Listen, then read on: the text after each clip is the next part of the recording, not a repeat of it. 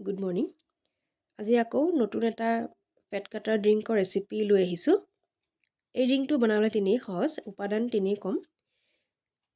ড্ৰিংকটো বনাবৰ কাৰণে আপোনালোকক এখিলা তেজপাত লাগিব আৰু আধা চামুচ আপোনাৰ কালজিৰা, যিটো ব্লেক কিউমিন বুলি কয়, সেই কালজিৰাটো লাগিব আধা চামুচ, আৰু আধা ইঞ্চি আদা এটুকুৰা এনেকৈ চাটনিত চাটি ল'লে এনেকুৱা হ'ব। আদা সিমান লাগিব আৰু আপোনাৰ 1 গ্লাছ পানী লাগিব।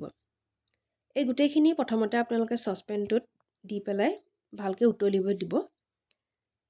5 মিনিটমানৰ পিছত যেতিয়া সম্পূৰ্ণ উতলি এটা পানীৰ ৰংটো অকণমান চেঞ্জ হ'ব, তেতিয়া চেকনিৰে চেকি লৈ পেলাই গৰমে গৰমে খাব পৰা গৰমত আপোনালোকে সেইটো ল'ব।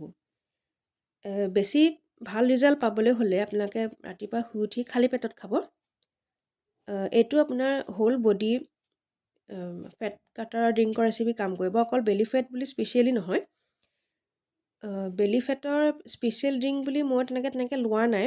এইকেইটা ড্ৰিংকতে মোৰ হোল বডি আৰু লগতে আপোনাৰ বেলি ফেটৰ যিখিনি ফেট থাকে সেই গোটেইখিনিয়ে কমি গৈছে কিন্তু এইটো কিবা এটা ড্ৰিংক পাৰ্টিকুলাৰলি লোৱাৰ পিছত মোৰ বেলি ফেট কম হৈছে বুলি তেনেকুৱা প্ৰমাণ নাই পোৱা। এই গোটেই যিকেইটা ড্ৰিংক মই আপোনালোকক এতিয়ালৈকে দি আছোঁ ৰেচিপি ভিডিঅ', সেই গোটেইকেইটা কম্বাইন কৰি এসপ্তাহত এটা, পিছৰ সপ্তাহত বেলেগ এটা, তেনেকৈ খায়ে মই তেনেকৈ গোটেই হোল বডি ফেটৰ লগতে বেলি ফেটৰ বেলি ফেটৰ হেৰিও কমাইছোঁ।